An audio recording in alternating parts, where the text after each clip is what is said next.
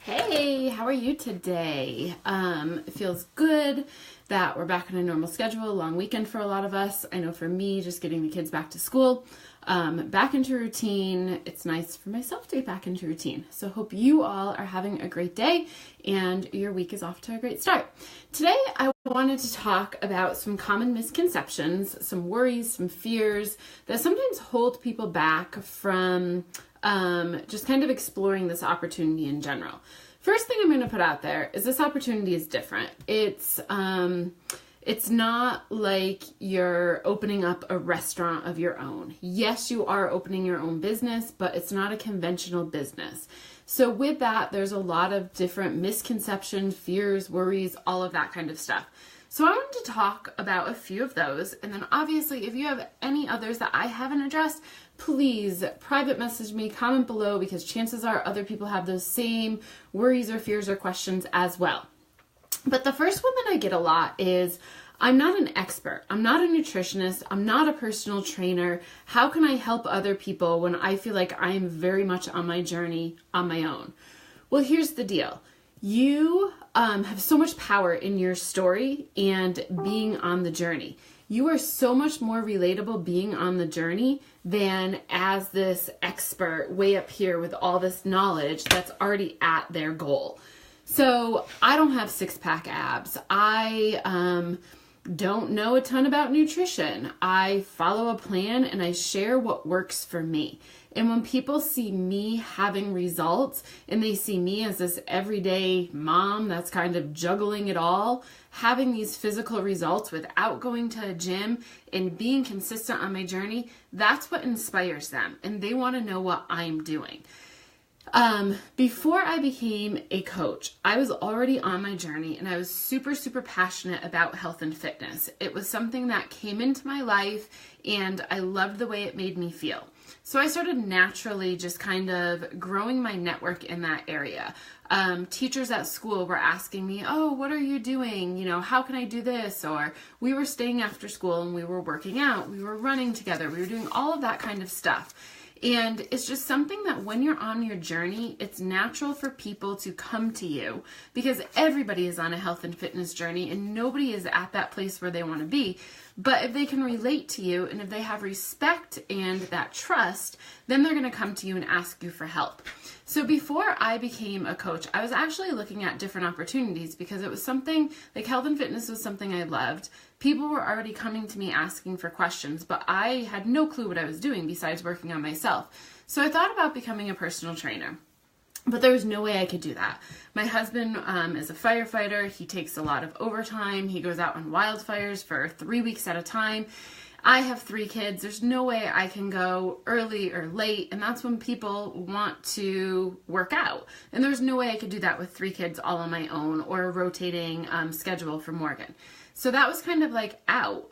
So I saw this opportunity as a way for me to help people and share my passion for health and fitness and kind of do that same type deal as a personal trainer, but at my house and in the pockets of time.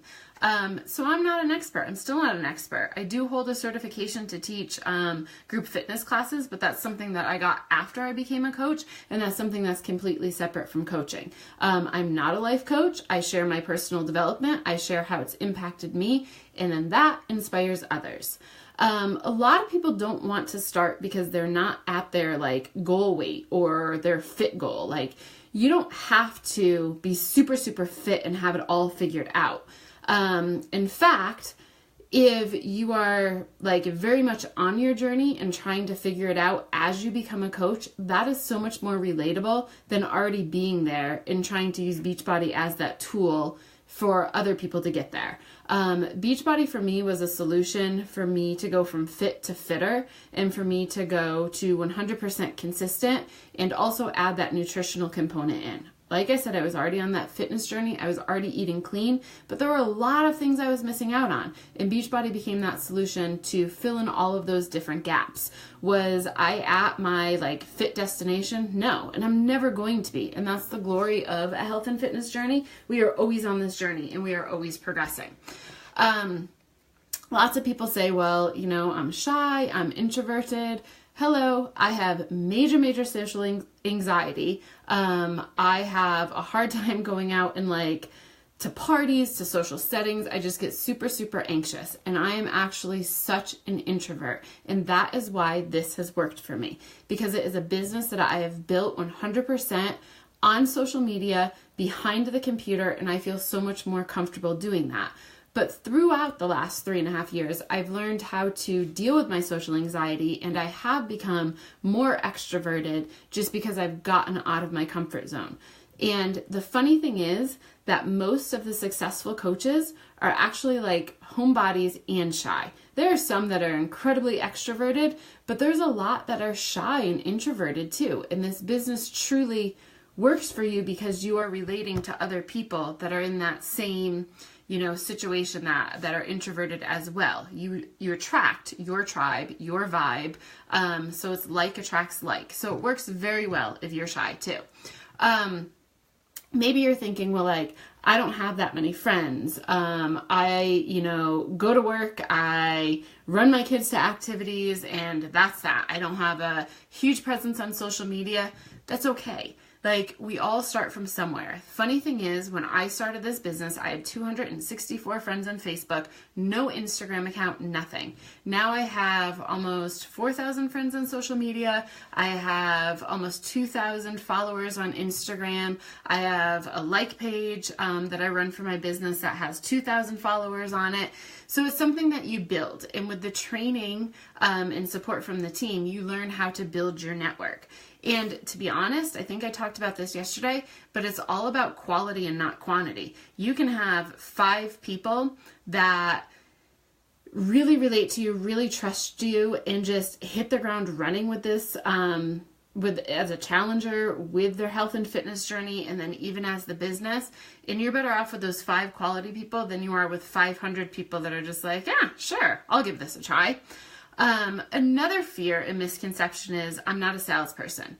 One thing I love about Beachbody is you don't have to have like a closet full of their product. You don't have to have a garage full of their stuff. I never ever send anything out. Everything that is purchased through Team Beachbody. It's not purchased through Nina Pierce. I have nothing here besides the product that I use. So I don't feel like a salesperson. When I'm talking with people, I talk to them about how I can support them. I talk to them about the groups that I offer and the relationship and the one-on-one support and everything that I have to offer to support them on their journey. And then I recommend the tools that have worked for me and have worked for so many other people. And then that's their choice. I run so many free groups too, where it's like nutrition groups or personal development groups. And I really build that relationship there. So when people are ready to jump on board with this, like they never once are like, oh my gosh, you're pushing this on me. Like I've never once in the last 3.5 years felt like a salesperson at all. And if I was, I wouldn't be here because that is not me at all. Time, like how much time does this? How much time does this take? I don't have any time. Okay. I'm going to go back to my original story. I started this in June. I was on summer break, so I had time. I had 3 kids, but they weren't like, we kind of took that summer off. We weren't doing much. Morgan was away on fire seasons. So I learned the business that June and July. Then comes August. I was a 4th grade teacher. I served on every single committee at our school. I had meetings every single day before school and after school.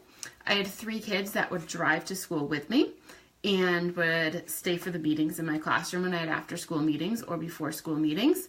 Then the bell would ring at 3:45. We would run out of that school and we had activities every single day after school. And Morgan, that was his busiest fire season ever.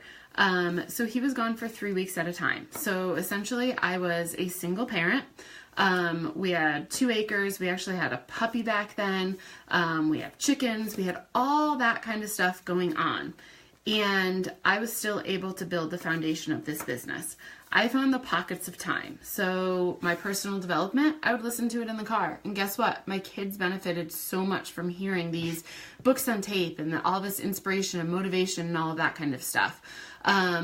I would wake up a little bit earlier so I could get my workout in before the kids got up and I had to get them ready for school. And then I would spend a total of an hour max working the business.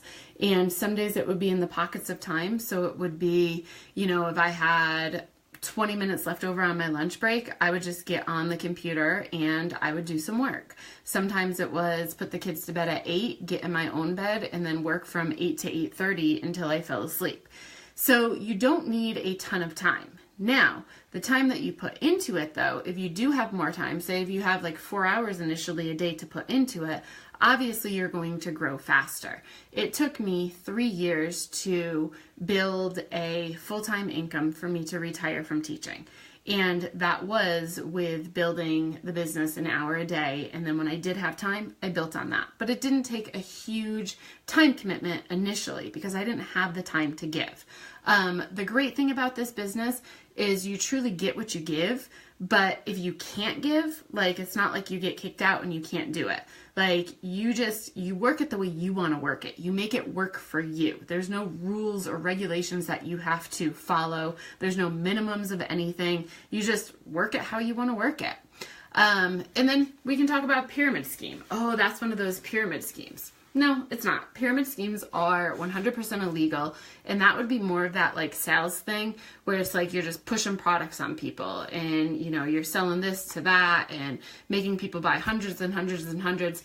This is very, very different than that pyramid scheme, and I truly believe that it's very, very different than other multi-level marketing.